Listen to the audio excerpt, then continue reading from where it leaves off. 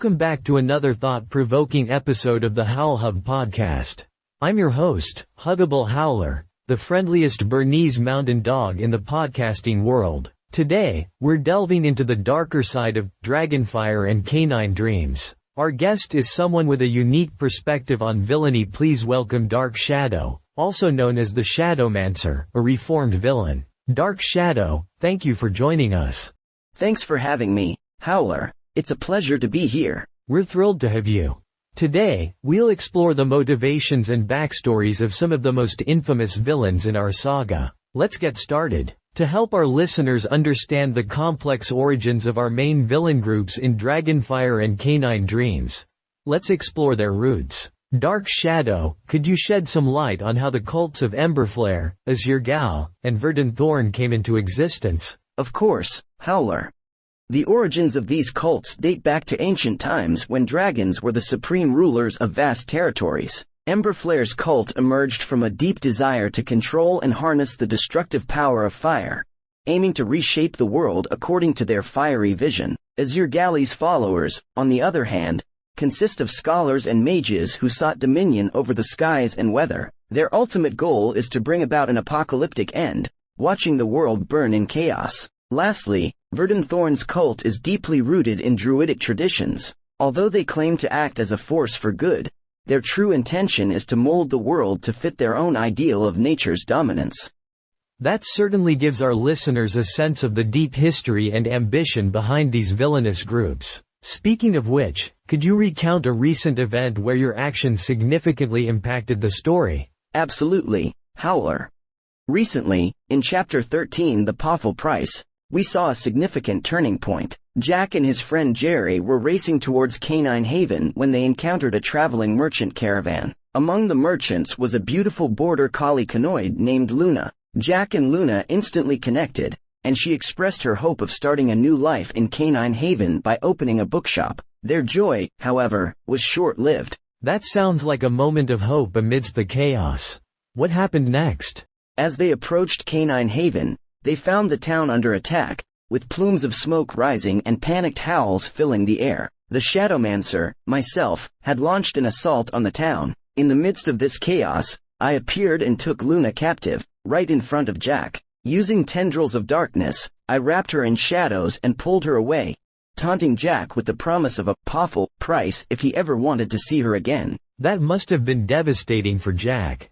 How did he react? Jack was overwhelmed with shock and despair. He had just met someone who brought light into his life, and within moments, she was torn away by the very darkness he was fighting against. This event has profoundly impacted him, deepening his resolve to confront the shadows and save Luna, no matter the cost. It's a pivotal moment that showcases the personal stakes in our story. And it certainly adds a new layer of tension and urgency to the narrative. How does this event tie into the larger conflict with the cults and villains like Azuregale and Rusty Claws? This event intertwines the personal and the epic scales of our story. While Jack is driven by his personal loss, the larger conflict with the cults of Emberflare, Azuregale, and Verdanthorn continues to escalate. For instance, shortly after I took Luna, Azuregale appeared in Canine Haven, reveling in the chaos and destruction. He proclaimed his nihilistic vision of the world, one where everything must burn to be reborn anew. This convergence of personal vendettas and grand schemes creates a rich, dynamic conflict that drives our story forward. It's fascinating to see how these individual stories weave into the grander narrative. Thank you, Darkshadow, for sharing these insights. It really brings the events of Dragonfire and Canine dreams to life for our listeners. My pleasure, Howler. The darkness has many layers, and understanding them is key to appreciating the depth of our story. Now, let's feature some dramatic readings of key monologues from our villains. These excerpts will give you a taste of their personalities and motives. In the shadows, truth and lies are one and the same. It is not the light that reveals, but the darkness that conceals. The Shadowmancer. Chilling proclamation, Darkshadow. Those words capture the essence of manipulation and control that define your character. Let's paint a picture of the villain lairs. Darkshadow, can you describe the basis of the main villain groups? Certainly. Emberflare's lair, Embercrest Citadel, is a fortress carved into a volcano, with rivers of lava flowing through its halls, creating an ever-present sense of danger. Azuregale's Skyshroud Spire is a towering structure that pierces the clouds, with enchanted winds constantly swirling around it, making it almost impossible to approach. Verdanthorn's Verdanthorn Sanctuary is hidden deep within an ancient forest, protected by a labyrinth of living plants that can shift and entangle any intruders. Let's talk about the interactions between villains and heroes. Darkshadow, what are some of the most memorable confrontations or alliances you've been a part of? One memorable confrontation was with Drakon the Firebringer. Drakon's sheer power and presence were intimidating, and the battle was intense. His ability to control fire created a challenging and dangerous environment. Another notable interaction was with Morgoth the Sorcerer. Morgoth's mastery of dark magic made him a formidable foe, and our encounters were filled with magical duels and strategic mind games. Morgoth's cunning and intelligence made every confrontation a battle of wits as much as strength.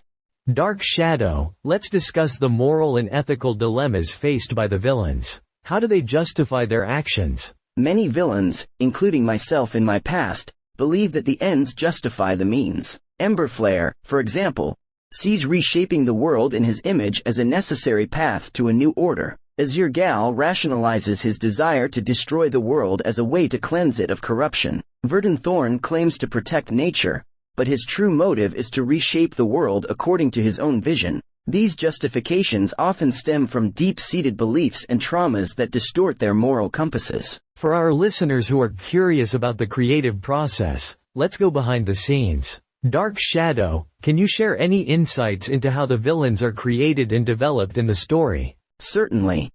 The creation of villains involves a lot of brainstorming and discussion about their motivations, backstories, and how they challenge the heroes. It's crucial to ensure they are multidimensional and have clear reasons for their actions, which makes them more relatable and compelling. We often start with a basic concept and then build layers of complexity, considering how their past experiences shape their present behavior. This helps in crafting villains who are not just evil for the sake of being evil, but have depth and rationale behind their actions. Our fans are always speculating about what's going to happen next. Let's discuss some popular fan theories.